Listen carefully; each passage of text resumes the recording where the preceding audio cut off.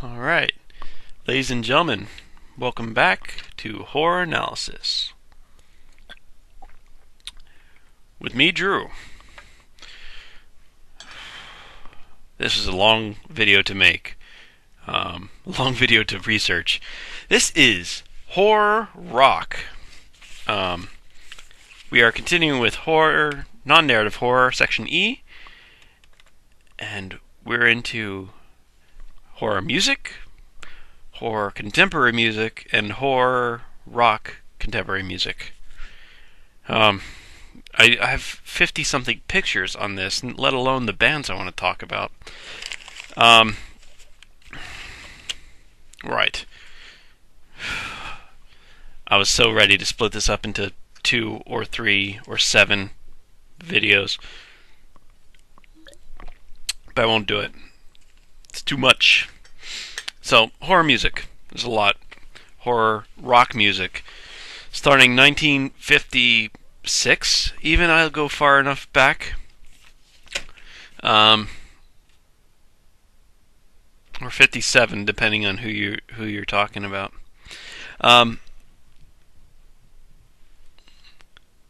There's going to be a sharp divide that I'm going to be talking about in this video, which was, again, going to be, if I split the video into 2, this would be the sharp divide. The sharp divide is, I want to say style versus substance, but that's not it. Or even, horror performances versus horror themes in the actual music. But that's not it either. It's the branch that leads off into the shock rock type people, and the branch that leads off into the non-visually shocking but darker themes. And they're complete mix and match. I mean, some of the guys who, we'll go over the first 4 people that we talk about. 2 will be very theatrical, the shock rock type, and 2 are, showmen or whatever, but they aren't. One is basically just a joke band, but he looks normal. He just does funny faces and a funny voice. I'll start with the earliest. I want to start at the root, or get as close to the root. I'm sure there's roots further back. But, if you talk about music today and you talk about its roots, how far back do you have to go to get the Beatles? And how far back do you have to go from the Beatles to get to, the black blues musicians or the country musicians? It's a very obvious history lesson for that sort of stuff. But the first person I want to talk about influential. I just picked up a CD by him not too long ago, and I listened to this song, and I was like, oh yeah, he wrote this song. This was one of those old 50s rock guys, Bo Diddley. And it's like, oh yeah, he wrote that song. And I thought about the themes of it. It was like, this is really dark. And then I looked it up on Wikipedia, and it found out more stuff about it that I was like, oh, this counts. So I decided, okay, I got to put this in. I said that like half an hour ago. So that was Bo Diddley's "Who Do You Love?"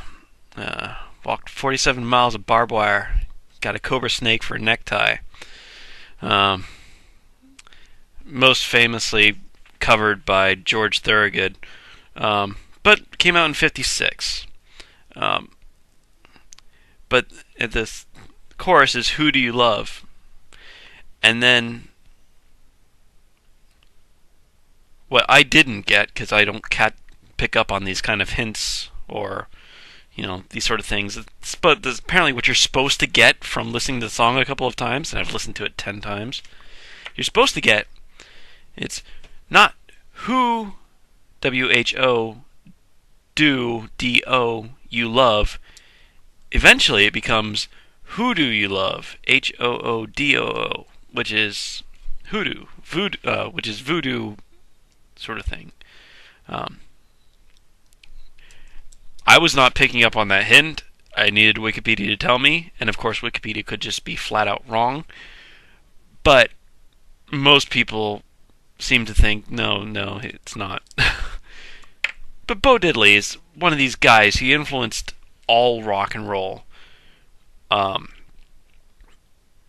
so much rock and roll is directly attributed to Bo Diddley, and he's just one of these guys that doesn't get the credit he deserves. But he's even, I'll even go a step further for horror rock.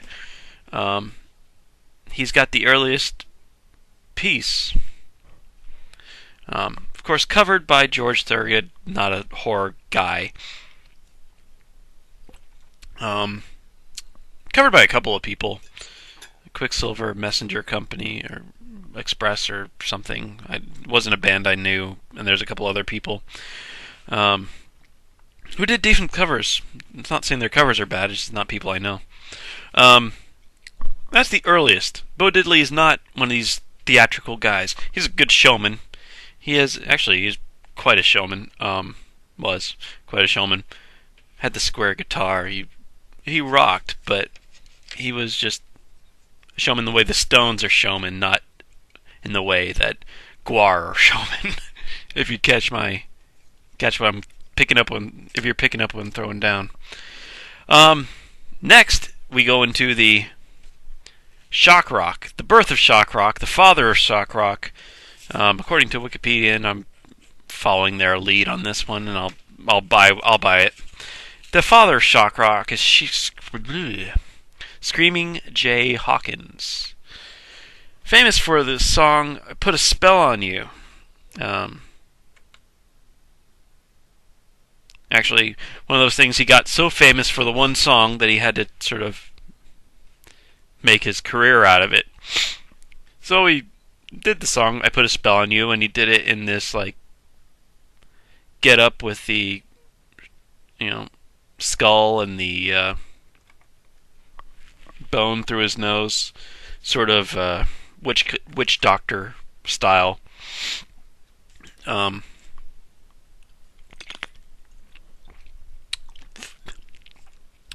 was 1957. Was when that was released. Screaming Jay Hawkins. So it was a year after Who Do You Love by Bo Diddley.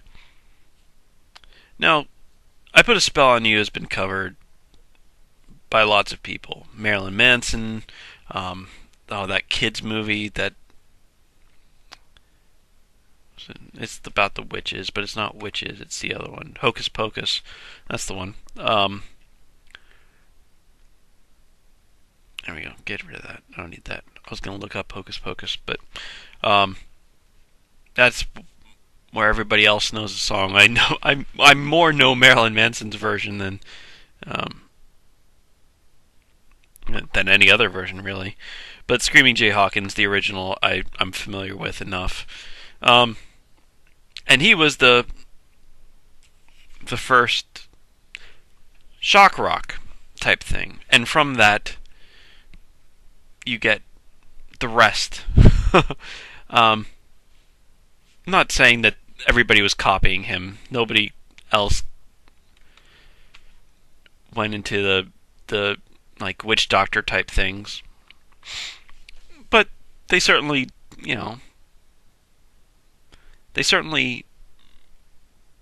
went into horror-y themes. For some shock rock, there's some shock rock. If you go to the Wikipedia shock rock page, I have the list here. Half of them aren't horror. Either, you could be shocking in a sexual way. You can be shocking in a just the being out of your mind way, like G.G. Allen. He put on a show. He was a spectacle. He was shocking because you wouldn't know what the hell he was doing. He was one that threatened to commit suicide on stage for many years and then ended up dying of a heroin overdose. But there's, sexual shock.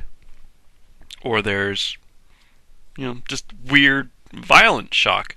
Iggy Pop is on that page because he used to roll around on broken glass and would have his chest bleeding and whatever. Not horror, weird, twisted, shocking, but not horror. But shock rock, there's going to be a lot of horror type stuff in here. The next person on the list doesn't really count as shock rock either. Oh Christ, who was it? It was Bobby Preston. I looked it up today. Yeah.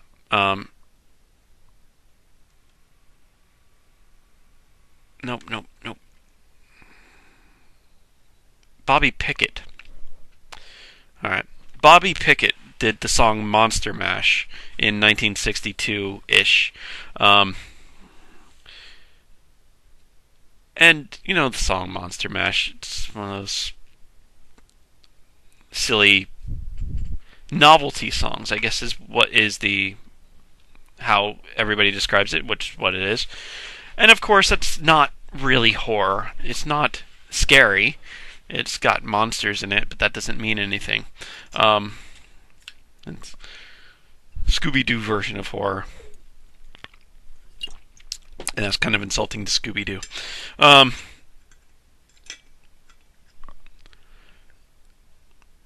So, yeah, that's not horror, but, I just wanted to point it out because it is something in that same genre. So, and when he was on stage, I did watch the video of it today. He was just a guy in a normal suit. And he was making weird faces when he was doing the voice and trying to look scary in his normal white bread suit. It seemed strange to me, but whatever. But he wasn't dressed up like Screaming Jay Hawkins.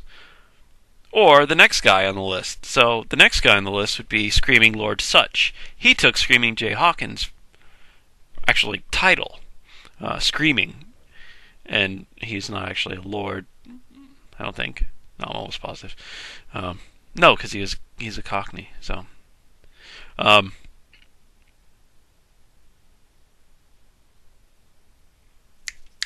think true. Oh yeah.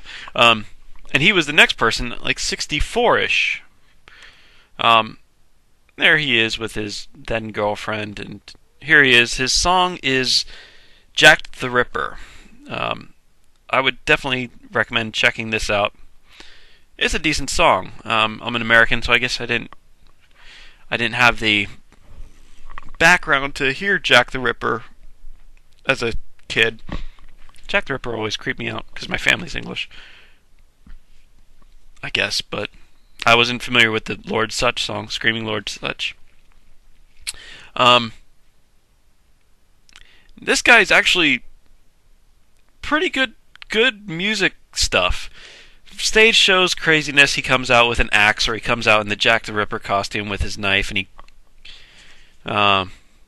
in the video that I saw on YouTube, he's like going like this to the girls, ah! And they would scream because he was in his Jack the Ripper outfit. And the song's about Jack the Ripper going around killing people. So, trying to be shocking in that sort of way. And of course he's in the Jack the Ripper outfit, and he's got the knife cutting the girl and whatever. That's the early part of the 60s and the late part of the 50s. Things are going to stew for a little while. Not saying stuff wasn't going on, just not horror stuff. But music was changing, and it was, you're getting into the psychedelic or whatever era, but, you'd also have, from the psychedelic era, you have the birth of heavy metal in the song, Born to Be Wild. which is where the term heavy metal comes from. Um, Heavy Metal Thunder, so the lyric from the song. Um, and it's a harder song, but it's definitely psychedelic. I was about to say psychobilly. We'll get to psychobilly. Um, and from heavy metal, you get back into shock rock again with, Black Sabbath, Ozzy, or horror rock anyway, I guess I should say. Black Sabbath, yeah, Black Sabbath would be horror rock.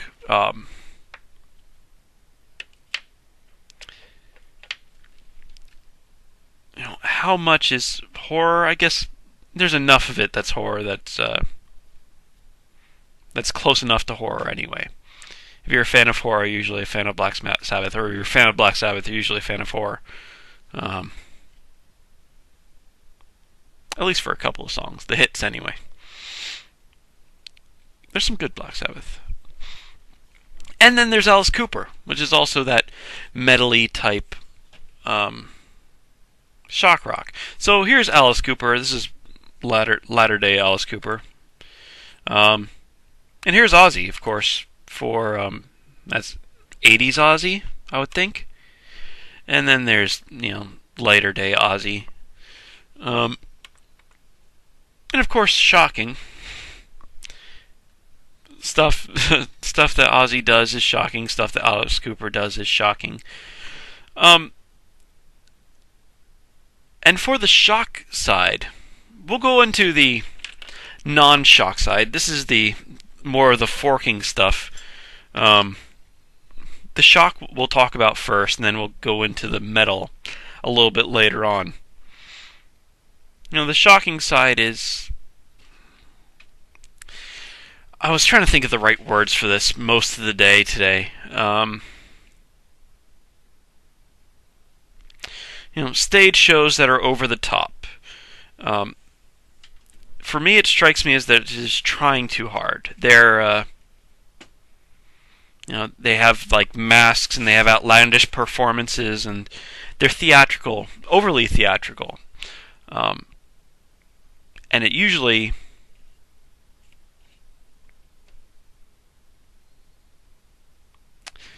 takes away from the music, in my opinion.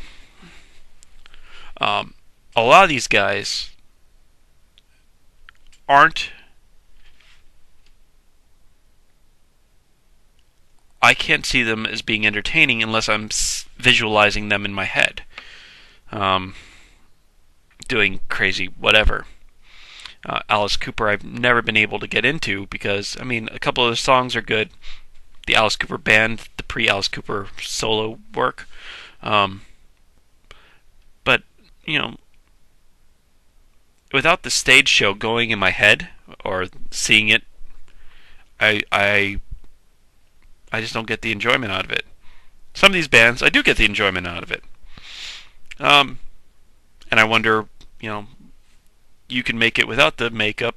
Why do the makeup? That was a tangent. Sorry.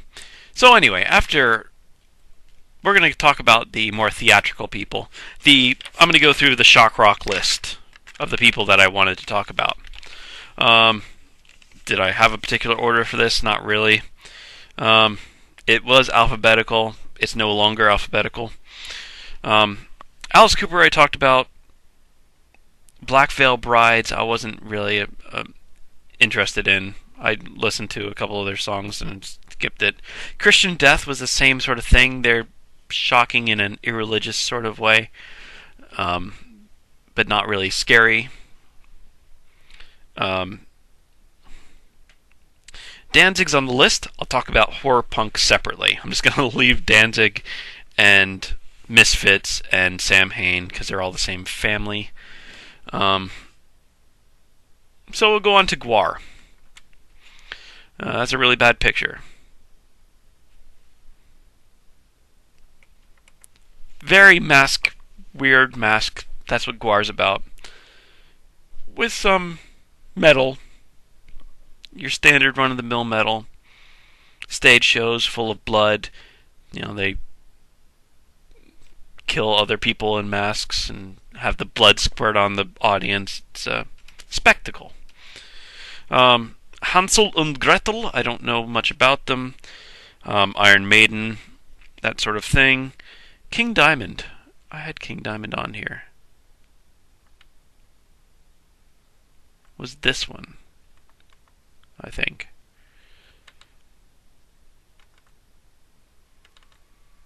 Yeah.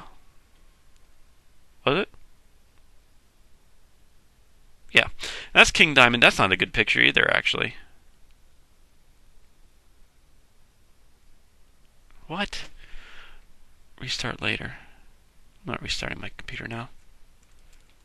I'll be angry if this doesn't work. If this headphone doesn't work, I'm going to be really angry. I'm going to remake this whole video.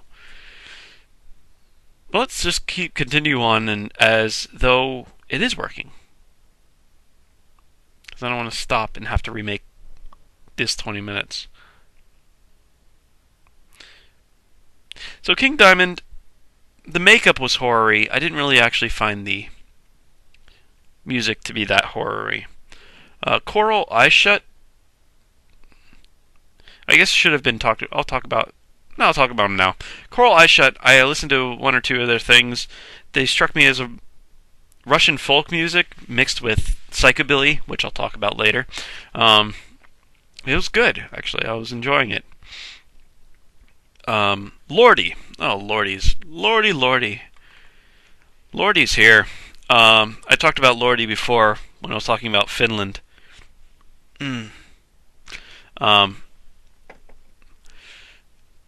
Yeah, Lordy, and here's another pick.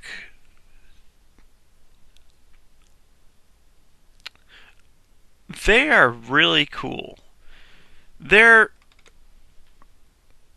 worth checking out. Their videos are definitely worth checking out. But their music's surprisingly good. I think they won Eurovision Song Contest, which is usually an entertaining thing.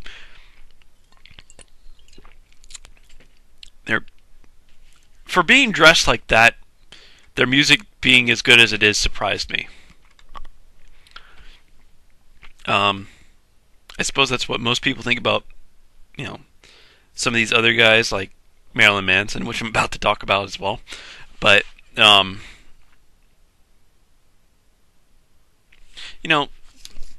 it. You would think that they would be trying too hard, and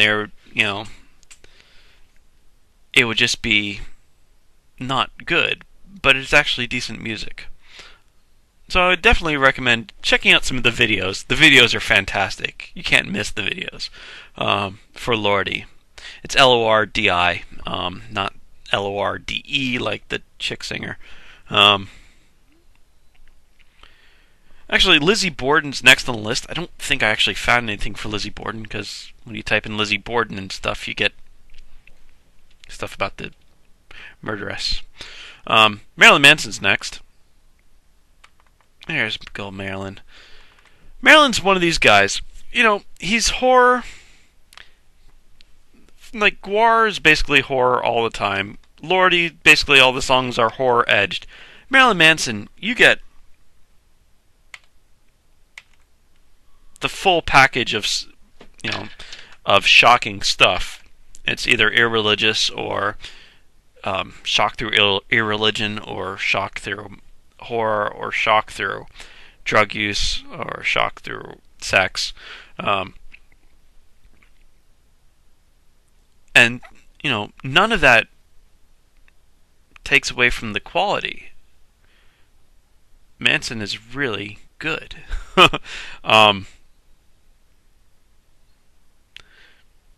Okay, he did a cover of "I Put a Spell on You," which is as you would think, is I don't know if it's a shock rock staple. That sentence was really tough to get out. Shock rock staple. Not many people, people have covered it, but not as a shock rock type thing. Manson did a great cover of that. But Manson does great covers of lots of things.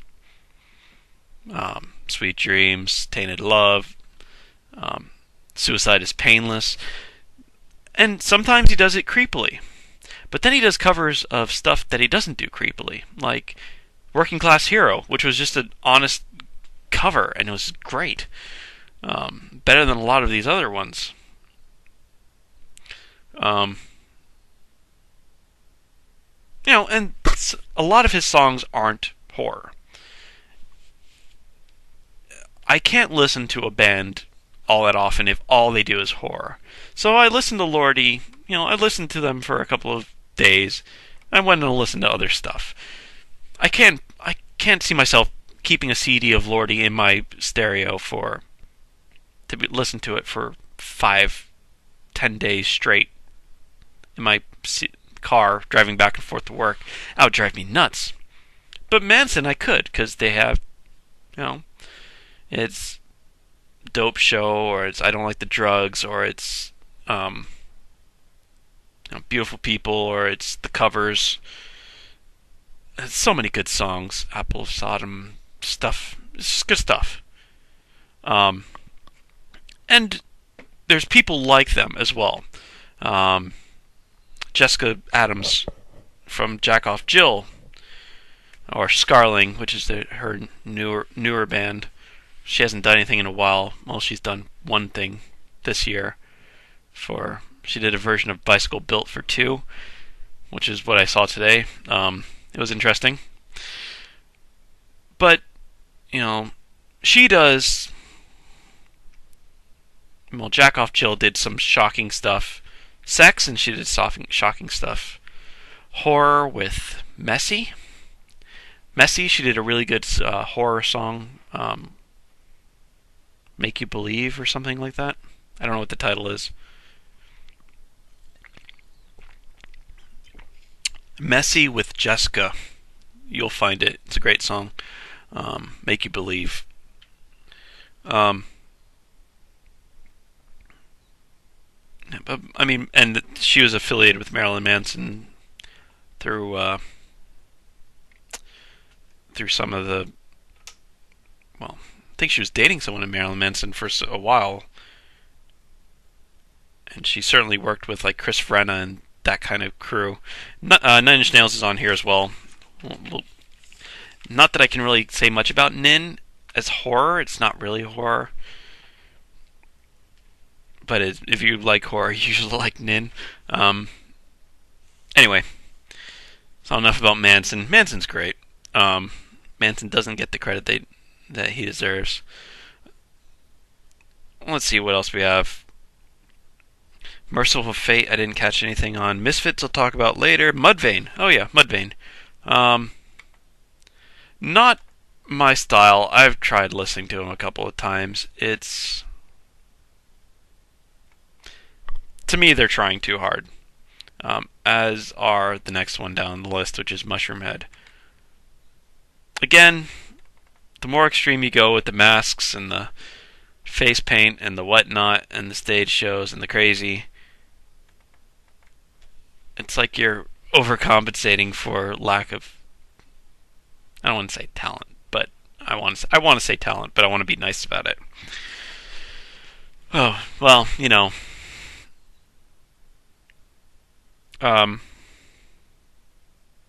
and of course, Ozzy's on the list, of course. Solo, Rammstein. Sam Hain, I talk about him horror pop. Tool, the videos, horror. If you like horror, you like Tool videos.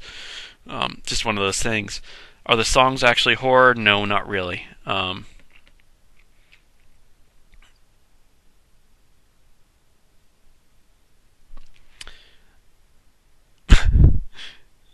White Zombie. Oh god, I'm talking about White Zombie and regular metal, which I'll talk about them later, because they aren't, stage shows. They, even Rob Zombie's, I guess, is more horror metal, but White Zombie wasn't like stage shows with people being decapitated and stuff like that. And finally, Zombie Ghost Train, which is a psychobilly band that's on the list for shock rock. I thought they were trying too hard. Um, some of the ones from horror punk. There's Rosemary's Billy Goat, and what was this guy? These guys were Nightmare Sonata, and then this is from the psychobilly scene. These are the Klingons, crazy clowns. Um,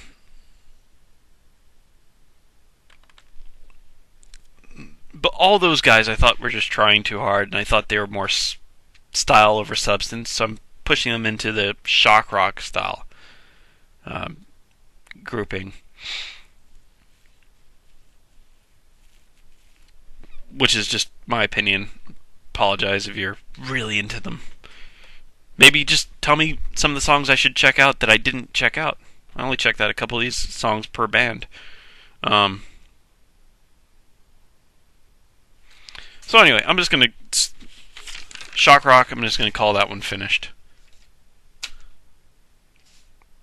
I'm tempted. I'm really tempted to say, okay, that was the shock rock in the early part. We'll talk about, next time I'll do another video, but I'm not going to. I'm going to go on.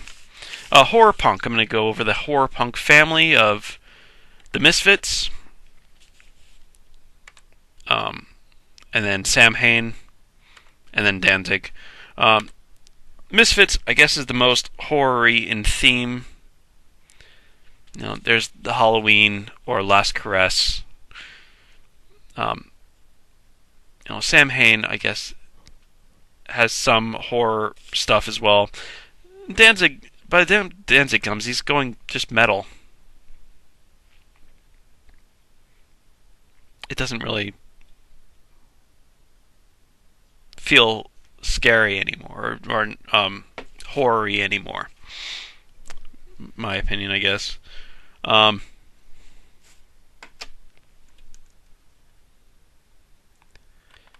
Other horror punk that I found. There's a horror punk Wikipedia page as well. That's this list here. Ba-boom. I never got into this band when they were a band before they disbanded. Schoolyard Heroes. I always thought they were too trendy because they look trendy as hell. But you know what? I don't think they were that bad. I think they are still a little bit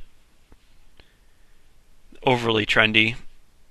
They Live was one that was pretty good. I listened to the other day. Now, what else is on this list? Nightmare Sonata, Rosemary's Billy Goat, Nimvind, which I didn't find horror-y at all. Serpentines, which I wasn't really impressed with. Vampire Lovers, which I wasn't really impressed with. And the Zombina and the Skeletones, which I didn't find to be particularly horror. The other one on the list, which I did find to be horror and is fantastic, is One-Eyed Doll. These are both really horrible pictures. Good job, Drew. One-Eyed Doll. Poppy, cutesy, evil-y type thing. I think I saw one video where they described themselves as Dolly Parton fronting Slayer or something. I was thinking more along the lines of Betty Boop. She actually has a voice very similar to Jessica Adams, which is a very distinctive voice, which sort of reminds me of Betty Boop, unfortunately. It's distinctive. They have a great song called Be My Friend, which has been stuck in my head, for God, like 2 weeks now. You're a Vampire is also a very good one. Their videos are very good. I would just go and watch all their videos because they're fantastic.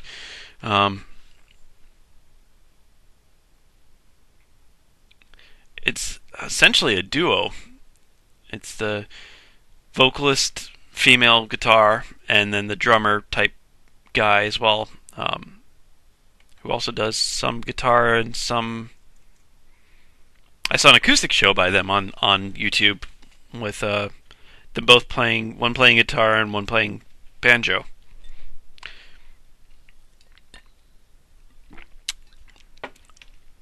Um, so I would definitely recommend One Eyed Doll. And of course, the horror punk Wikipedia page is available as well.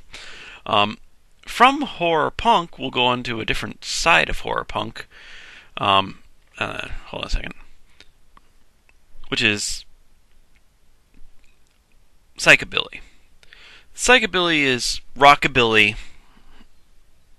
and punk music smushed together. Sometimes when it's overly goth or overly dark or overly horror, they call it gothabilly. But most of the psychobilly type people are going to have dark themes. It started with the Cramps. Let's just go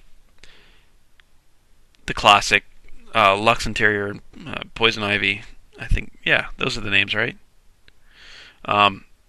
These are the early Cramps. I guess their famous one was I Was a Teenage Werewolf. Slower, it's not. This was psychobilly before psychobilly became a thing. Excuse me. My foot's falling asleep. Yeah, so these are the progenitors of psychobilly stuff. Definitely the beginning of it. I can't talk. Should I go through the list alphabetically?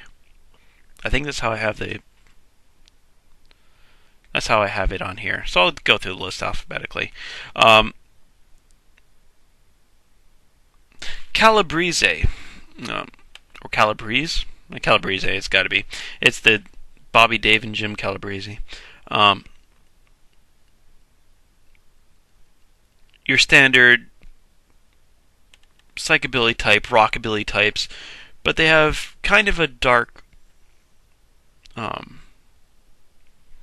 lyrical style where it's usually horror related. It comes from the counterculture, these guys, most of the psychobilly is dressed in the leather and that's a bad picture. Pompadours. There's Mad Sin. The very 50s counterculture, greaser type hot rodder thing, and the 50s B-movie horror movies. They absorb that into their thing and make it more punk, and that's where psychobilly comes from. So the 50s B-movie horror is alive and well in these guys' topics. So Calabrese, Dead Don't Rise, There Is an Evil Inside, Vampires Don't Exist, are songs that were noteworthy that I found. I'm going to have to check out more of these guys because I was really digging them.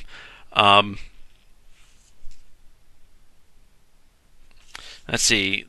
The Calamities I just marked as cool, but I couldn't find any pictures. The Chop Tops, the Cramps, Lux Interior and Poison Ivy there.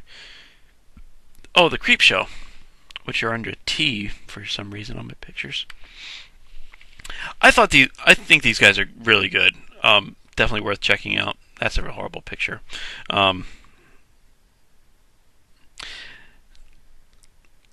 Deadbolt I didn't find anything for, but I did for Demented Argo.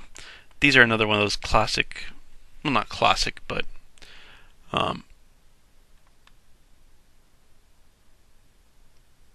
psychobilly types. Again, you can see how sometimes, if not often, the the stage makeup and stuff can detract from the music. But for Demented or Go, Bodies in the Basement's one to check out.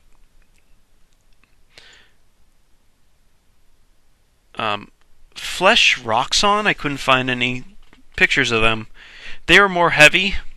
I liked them though. They're actually even almost bordering on metal for being that heavy, but kind of cool stuff.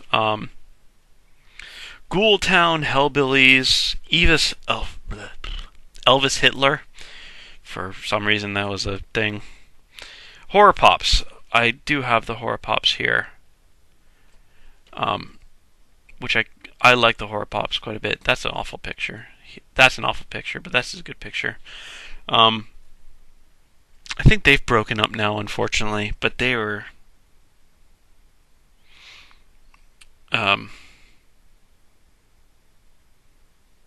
They were good. Walk Like a Zombie is definitely one by the Horror Pops you should check out. Mistake is another one. Miss, like a young lady. Take. Good stuff. The Klingons, which I mentioned earlier, I was not a fan of. The stage show looked like they were trying to be creepy, but failed. For me, anyway. I think this is Limit Club. I got it right? Yeah, Limit Club. I enjoyed these guys. I think they were pretty good. They were okay stuff, yeah. Mad Sin's actually one that I quite like. The video for Cursed is worth checking out. Sort of a voodoo. Speaking of, since we were talking about voodoo earlier, they're a German psychobilly band. They did a song Cursed. And the video involves their jilted girlfriends, messing with them through voodoo dolls. The Matadors, I didn't have any information on. Necromantics, these guys are mainstays. That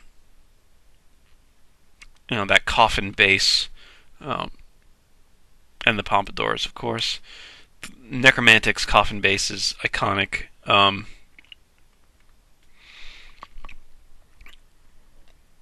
The POX, the Ripman, Silver Shine, but it's not too hoary. Oh, and then what do we have? Then we have Tiger Army. Now, I was really not sure if I wanted to include Tiger Army. They're a very good band. Only very few of their stuff is horror-y.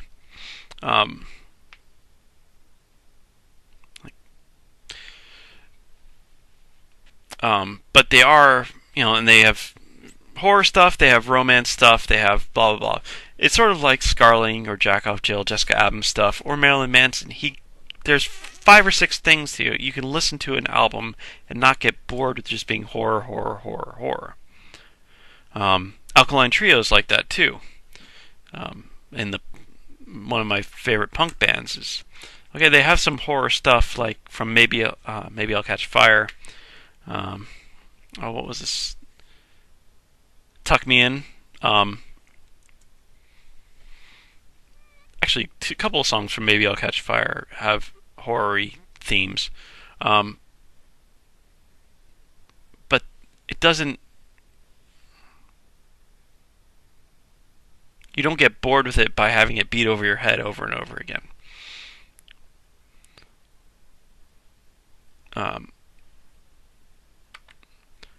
So Tiger Army is just mentioning it as a decent band to check out. The Young Werewolves are actually a decent band as well. They're the last ones on the list besides Zombie Ghost Train, which I talked about in the horror, the shock rock stuff, because I wasn't that impressed with them.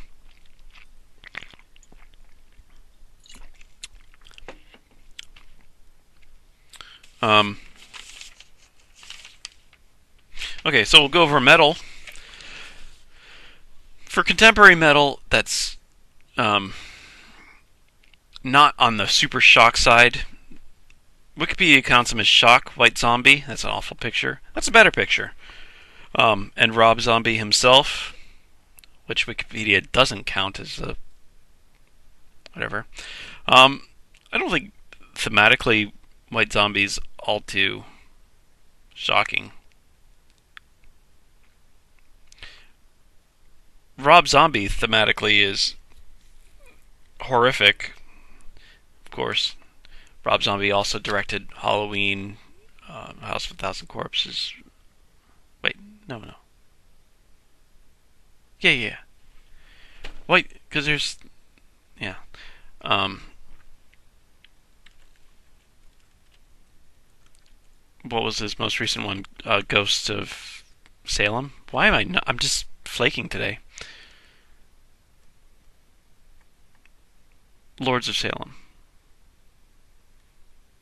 What's going on? Why am my brain?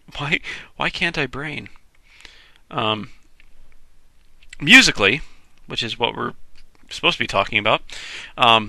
There's his first solo album. Was it Hellbilly Deluxe? I have to look it up now, of course. Um, yeah, 1998, Hellbilly Deluxe, which was Dracula and Living Dead Girl. Um, just a great album. I remember listening to that over and over and over again. Um, as a 17-year-old, 18-year-old. Yeah, he did Halloween in 2002, House of a Thousand Corpses. I was right. Um,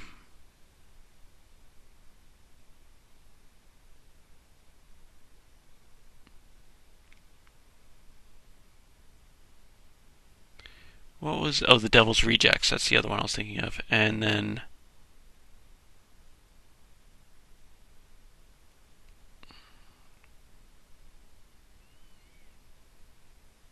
we did Lords of Salem.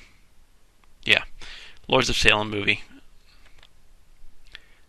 Sorry, guys, that was gonna drive me nuts if I didn't get my facts straight on him. Metally stuff. Definitely horror themes. Living Dead Girl and Dracula. Um,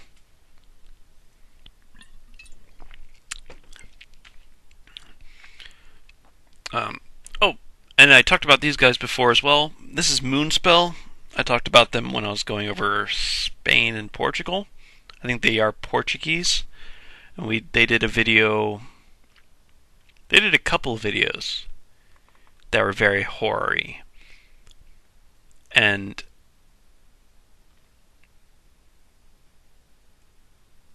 um,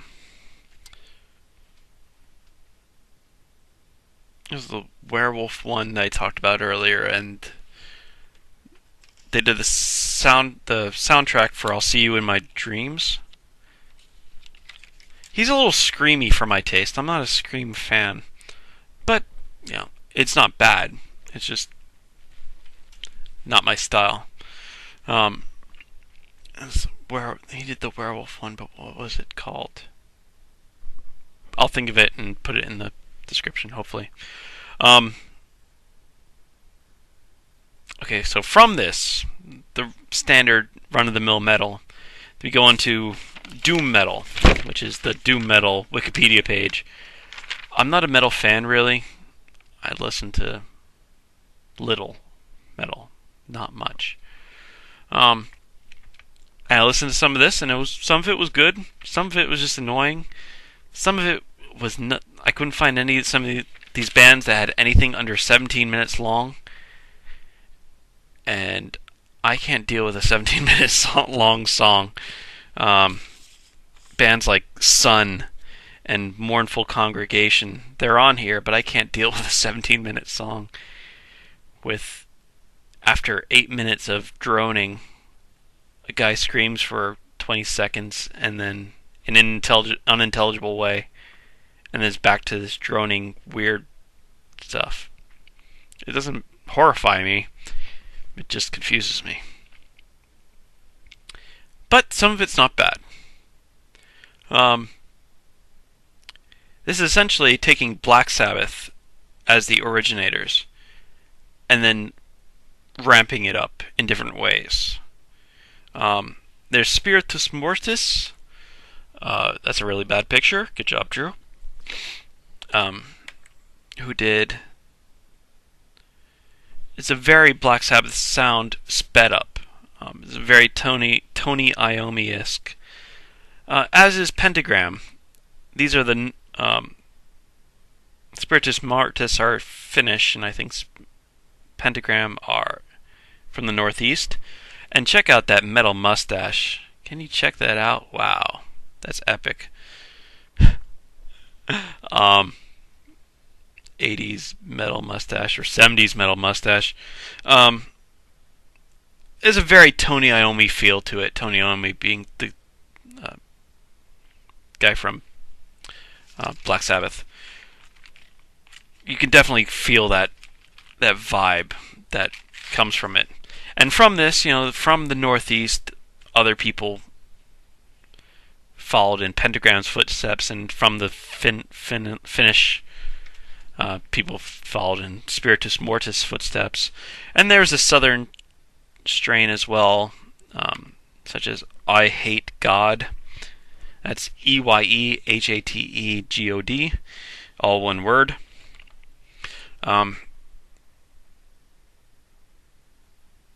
Which I noted as being screamy, ridiculous metal. No idea if lyrically it's horror. It's too indecipherable.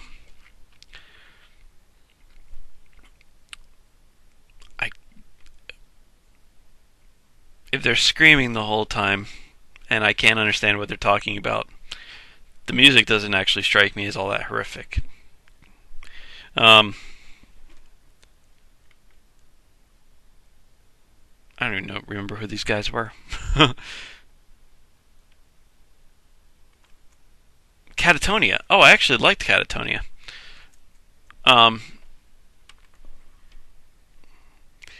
They're more... They had some sort of pop sensibility to them. Less dark, not bad, but certainly metally. It didn't really strike me as horror, but these things happen. Oh, I think I figured out a picture that I missed. Do I have My Dying Bride on here? I know I have the picture of it. My Dying Bride. Open.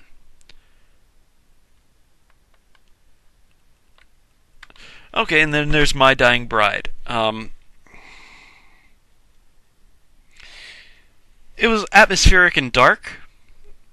This is from the Death Doom. In the Wikipedia article, it subdivides things down, which I like. There's the Finnish, the Southern, and the Northeastern. There's the I Hate God, Pentagram, and Spiritus Mortis. And then there's the other subdivisions being Funeral Doom, which was the 18-minute songs of mournful congregation with a little bit of screaming. There's the Drone Doom, which was the drone of Sun, which I just didn't get. I actually watched an interview of a guy talking about how much he liked Sun, and I didn't get it then either. It's just one of those things. Sorry, I don't get what you're doing. Death Doom, which is My Dying Bride, and then Black Doom, which is Catatonia. I just picked one band at random essentially and checked out those guys as a representative of the genre or subgenre. Black Doom, the Catatonia, it was actually this. I think it just might have been the band or the song that was poppier. Death Doom was dark and atmospheric. Poorest Waltz was the name of the song. It wasn't bad.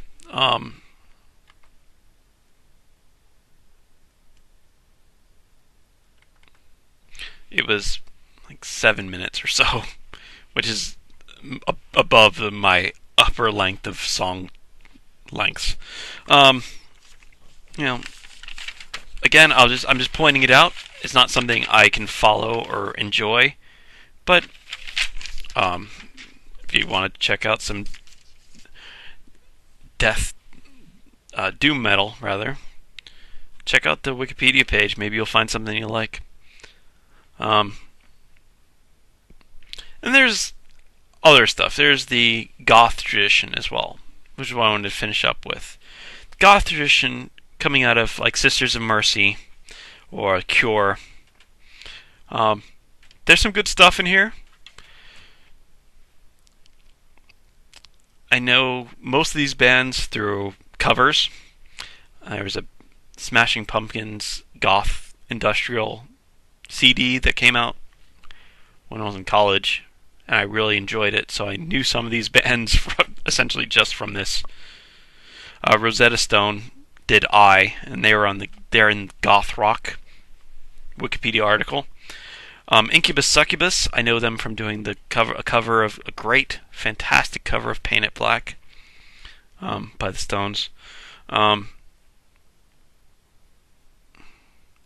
Balaam and the Angel, they struck me as Cure trying to be Sisters of Mercy. They're okay. The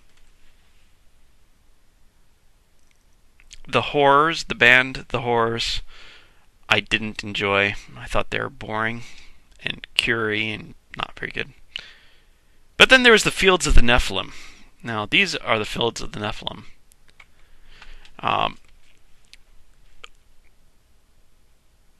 It's more of a Sisters of Mercy type thing, and these guys are kind of cool. I'll definitely check out their music video. What's the name of their music video? Let me see if I can find it.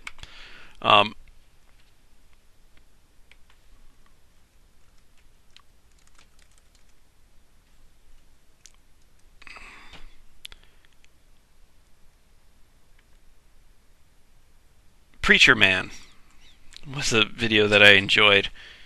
It's got some masked, like, subhuman type things, creepy subhumans, which are good stuff for horror fans. Other than that, you have the Dark Wave, which was another Wikipedia article that I had read a while ago, and most of this, most of this was just atmospheric, something Cure-esque, I guess. Birthday Massacre was actually Jackoff Jill-ish, but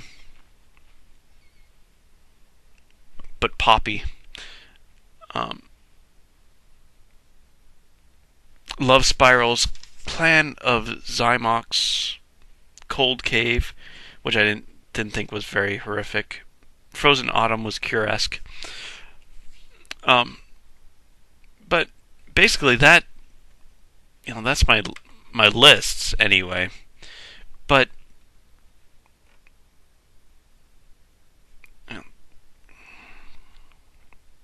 there's the people who dress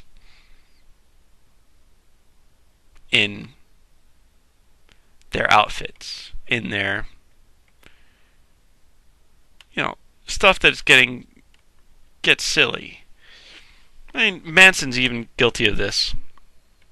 I think a lot of Manson's detractors are only looking at the way he looks and not listening to what he's saying or musically.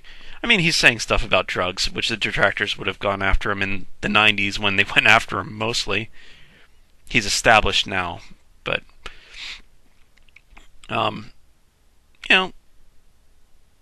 he hurts his own cause, I guess, or these guys all hurt their own cause if you're talking about music as music. But then again, there's the spectacle thing. Some of the spectacle people don't have the music to back it up. Some of them do.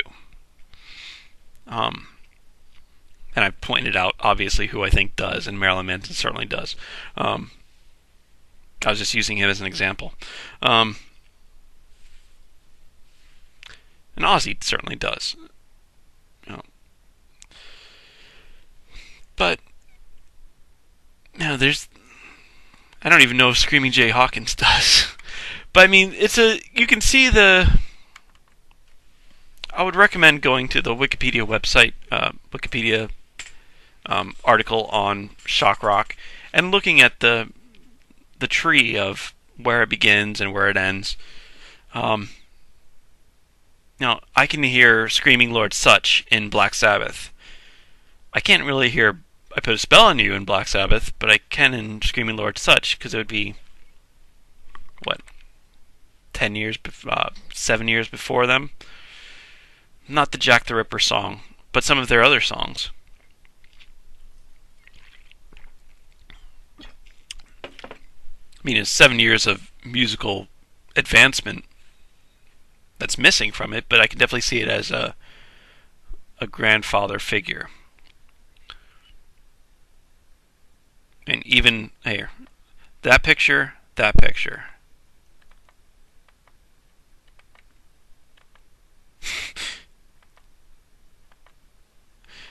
They're interchangeable, aren't they? Yeah. Anyway.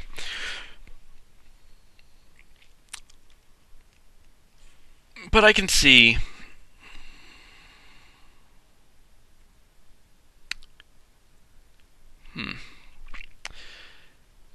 it's not a straight line. It's a very curvy line. And some of the guys on this list are spectacles.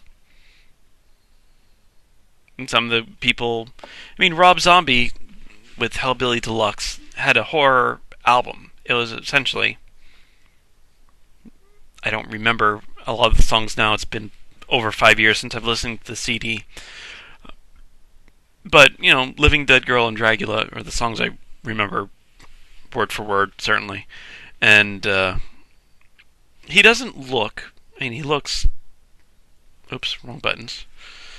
He doesn't look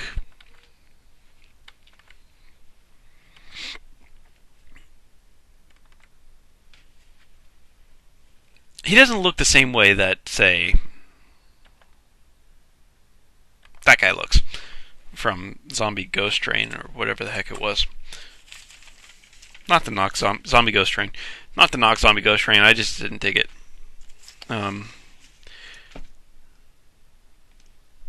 R.I.P. was the name of the song, I think. It was just a little over dramatic, and by a little I mean a lot. He doesn't look like Guar or Lordy. Rob Zombie looks like Rob Zombie.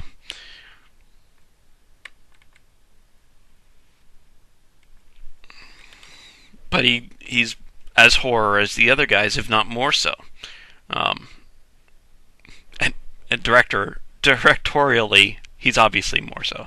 But as a musician, he's as horror-y as some of these other guys. Even the Cramps, who did, how, it's less is more, I guess, sort of thing is, there's a part of the point I'm trying to make here. I don't know. It's the more stuff you put on your face, a lot of time makes it seem like the less you have to say musically. And the less scary the musically your stuff is.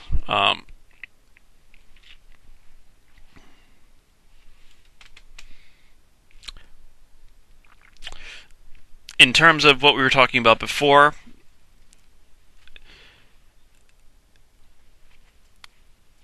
in previous videos, these guys, well, hold on a second.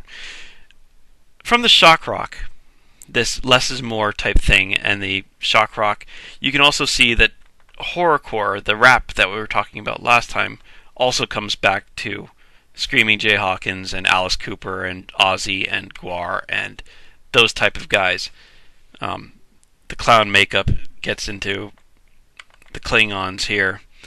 I'm not sure if they beat out ICP and who came out with clown makeup first, or Nightmare Sonata. They weren't clowns. They're skeletons. But, you know, or Mudvayne.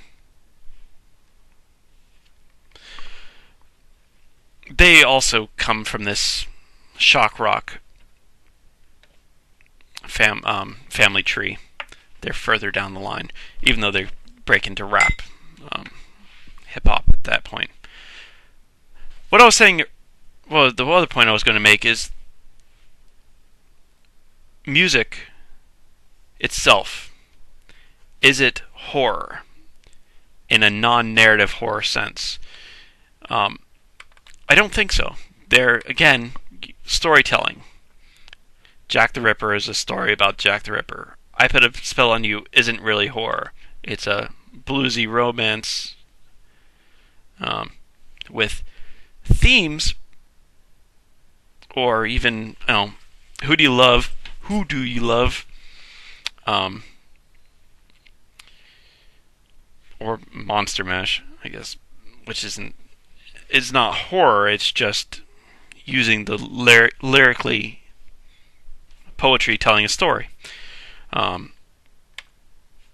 Lordy certainly does this. Guar does this. Ozzy, when he's being horror, does this. Again, Ozzy very much able to not do horror stuff. He can just still does metal, but he doesn't have to do horror only. Alice Cooper certainly does things in a narrative way. As do most of these guys. One-Eyed Doll.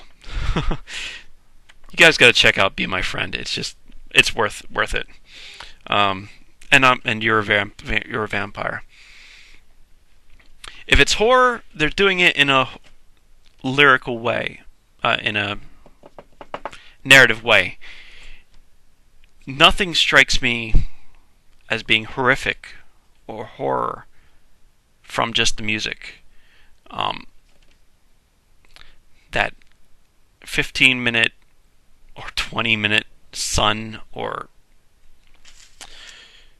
mournful congregation stuff that I couldn't get into, it didn't strike me as scary. Moonspell doesn't strike me as scary as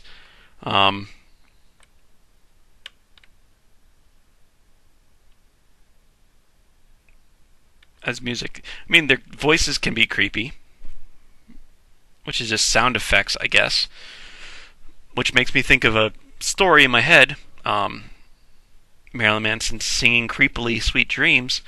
It puts a story in my head of being creepy, but it's not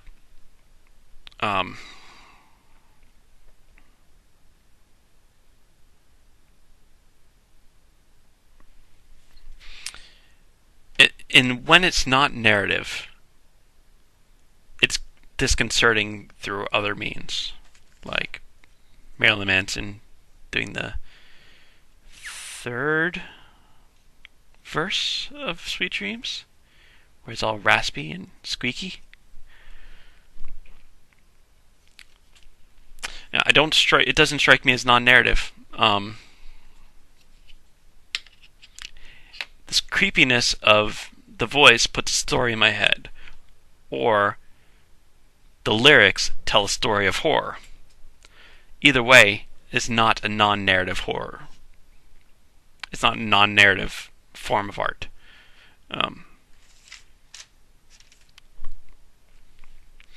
Okay, folks. Next time, continuing with theatricalness, we're actually going to go to horror theater. Horror dance. Talk about the Grand Guignol some more, hopefully. Well, a little bit. I think I exhausted most of it, but I'll talk about it a little bit more. Horror theater, which is going to include horror dance, which I like horror dance. And probably some other stuff theater-wise. What's next? Theater and dance. Ballet.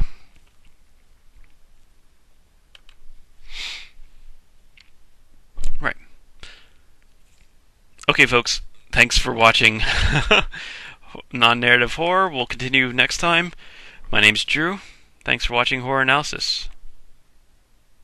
Which was, again, going to be, if I split the video into two, this would be the sharp divide.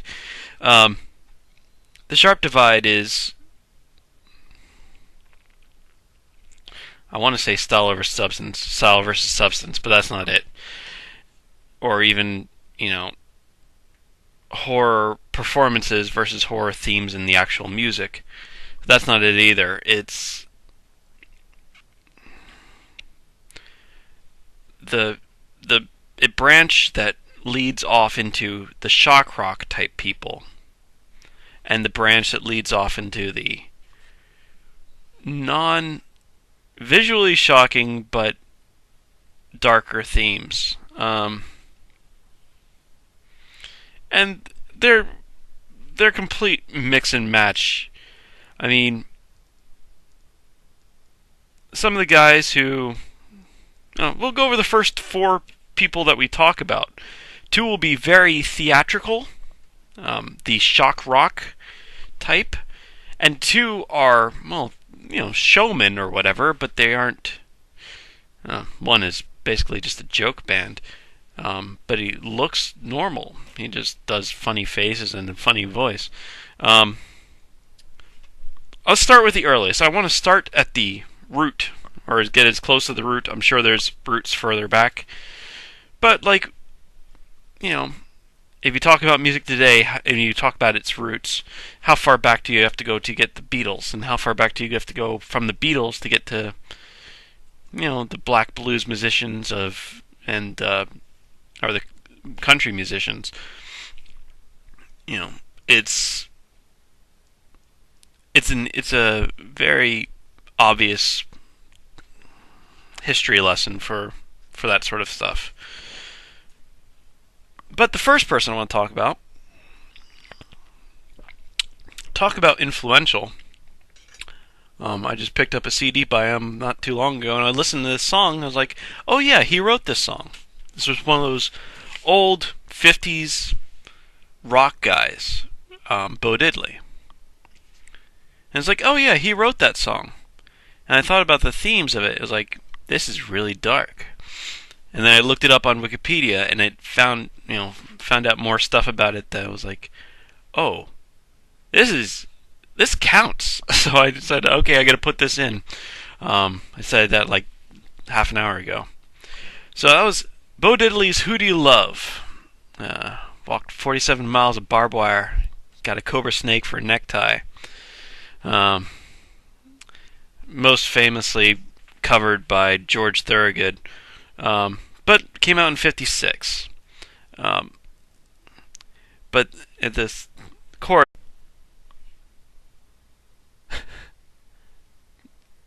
all right, ladies and gentlemen, welcome back to Horror Analysis with me, Drew. This is a long video to make, a long video to research. This is horror rock. We are continuing with horror, non-narrative horror, section E, and we're into horror music, horror contemporary music, and horror rock contemporary music. I have 50-something pictures on this, let alone the bands I want to talk about. Right. I was so ready to split this up into 2 or 3 or 7 videos, but I won't do it. It's too much. So, horror music. There's a lot. Horror rock music. Starting 1956, even. I'll go far enough back. Or 57, depending on who you're talking about.